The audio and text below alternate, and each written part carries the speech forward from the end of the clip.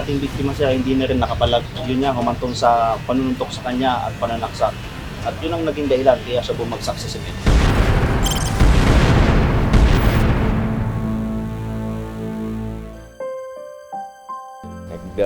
Desisyon na po kaming bumukod ni Maribel. Ang sa akin lang, alagaan mo sana si Maribel. Makakasigurado kay Tay. Sigurado yan, ha? Pangako. Opo. Wow! Dito na talaga tayo titira.